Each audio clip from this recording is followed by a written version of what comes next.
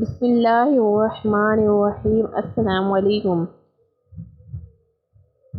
علامہ علی بن محمد خازن رضی اللہ تعالیٰ عنہ فرماتے ہیں کہ سورہ کوثر جمہور مفسرین کے نزدیک مکیہ ہے اور بعض مفسرین کے نزدیک مدینہ منورہ میں نازل ہوئی ہے۔ اس سورہ میں 1 رکوع اور 3 آیتیں ہیں۔ کوثر سے دنیا اور آخرت کی بے شمار خوبیاں مراد ہیں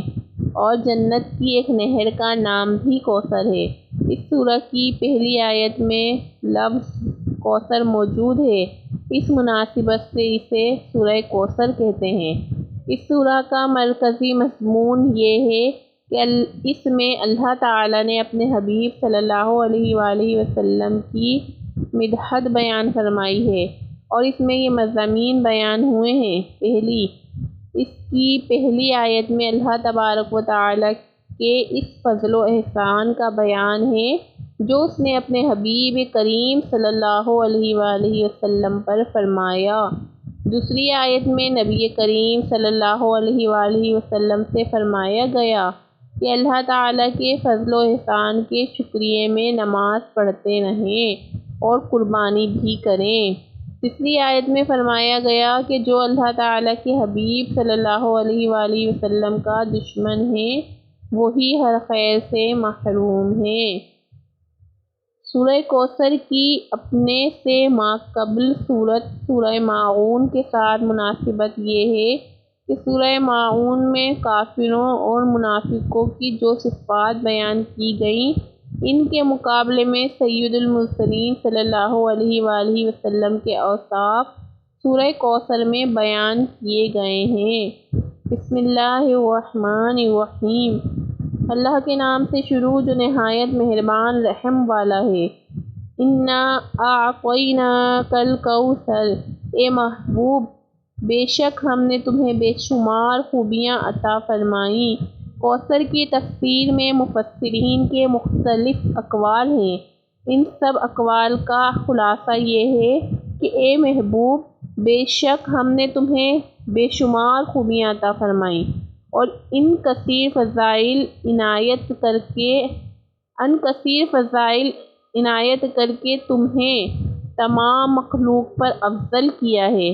آپ کو حسن ظاہر بھی دیا ہے، حسن باطن بھی عطا کیا ہے، نسب عالی بھی دیا ہے، نبوت بھی، کتاب بھی، حکمت بھی، علم بھی، شفاعت بھی، حوض کوثر بھی، مقام محمود بھی، امت کی کثرت بھی، دین کے دشمنوں پر غلبہ بھی، فتوحات کی کثرت بھی اور بے شمار نعمتیں اور فضیلتیں عطا کیں جن کی انتہا نہیں ہے۔ انا اعطیناک الکوثر سے حاصل ہونے والی معلومات۔ اس سے 5 باتیں معلوم ہوئی ہیں۔ پہلی، اللہ تبارک و تعالیٰ نے اپنے حبیب صلی اللہ تعالیٰ علیہ وآلہ وسلم کو کوثر عطا کر دی ہے، کیونکہ یہاں یہ بیان فرمایا ہے کہ ہم آپ کو کوثر عطا کریں گے، بلکہ یہ فرمایا کہ بے شک ہم نے آپ کو کوثر عطا کر دی۔ دوسری، اللہ تعالیٰ کی اپنے حبیب صلی اللہ علیہ وآلہ وسلم پر یہ عطا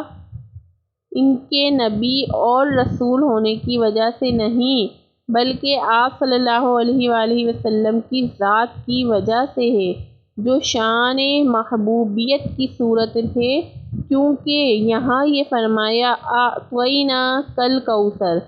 ہم نے آپ کو عطا فرمائی، یہ نہیں فرمایا کہ اعطینا الرسول یا اعطینا النبی۔ دوسری، تاجدار رسالت صلی اللہ علیہ وآلہ وسلم پر یہ عطا کسی عبادت اور ریاضت کی وجہ سے نہیں ہے بلکہ ان پر یہ عطا اللہ تعالیٰ کے عظیم فضل اور احسان کی وجہ سے ہے، کیونکہ یہاں عطا کا ذکر پہلے ہوا اور عبادت کا ذکر بعد میں۔ اللہ تعالیٰ نے آپ کو کوثر کا مالک بنا دیا ہے تو آپ جسے چاہیں جو چاہیں عطا کر سکتے ہیں۔ سید المرسلین صلی اللہ علیہ وآلہ وسلم کی مدحت خود رب تعالیٰ فرماتا ہے، انا اعطینا کل کوثر، ساری کثرت پاتے ہیں، ٹھنڈا ٹھنڈا میٹھا میٹھا پیتے ہم ہیں اور پلاتے ہیں۔ فَصَلِّ لِرَبِّكَ وَانْحَرْ، تو تم اپنے رب کے لیے نماز پڑھو اور قربانی کرو، یعنی اے حبیب صلی اللہ علیہ وآلہ وسلم، اللہ تعالیٰ نے آپ کو دونوں جہاں کی بے شمار بھلائیاں عطا کی ہیں اور آپ کو وہ خاص رتبہ عطا کیا ہے جو آپ کے علاوہ کسی اور کو عطا نہیں کیا۔ تو آپ اپنے اس رب کے لیے نماز پڑھتے رہیں جس نے آپ صلی اللہ علیہ وسلم کو کوثر عطا کر کے عزت و شرافت دی تاکہ بتوں کے پجاری ذلیل ہوں اور بتوں کے نام پر ذبح کرنے والے کی مخالفت کرتے ہوئے اپنے رب کے لیے اور اس کے نام پر قربانی کریں۔ اس آیت کی تفسیر میں ایک قول یہ بھی ہے کہ نماز سے نماز عید مراد ہے۔ اِنَّ شَانِئَکَ هُوَ الْأَبْتَرُ، بے شک جو تمہارا دشمن ہے وہی ہر خیر سے محروم ہے۔ شان نزول، جب سید المرسلین صلی اللہ علیہ وآلہ وسلم کے فرزند حضرت قاسم رضی اللہ تعالیٰ عنہ کا وصال ہوا تو کفار نے آپ کو ابتر یعنی نسل ختم ہو جانے والا کہہ دیا اور یہ کہا کہ اب ان کی نسل نہیں رہی، ان کے بعد اب ان کا ذکر بھی نہ رہے گا اور یہ سب چرچا ختم ہو جائے گا۔ اس پر یہ سورہ کریمہ نازل ہوئی اور اللہ تعالیٰ نے ان کفار کا رد فرمایا اور اس آیت میں ارشاد فرمایا کہ اے حبیب صلی اللہ علیہ وسلم، بے شک تمہارا دشمن ہی ہر بھلائی سے محروم ہے، نہ کہ آپ، کیونکہ آپ کا سلسلہ قیامت تک جاری رہے گا، آپ کی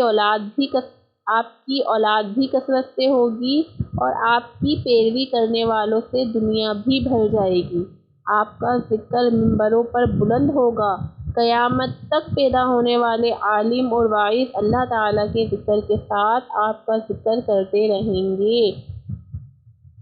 اور آخرت میں آپ کے لیے وہ کچھ ہے جس کا کوئی وصف بیان ہی نہیں کر سکتا۔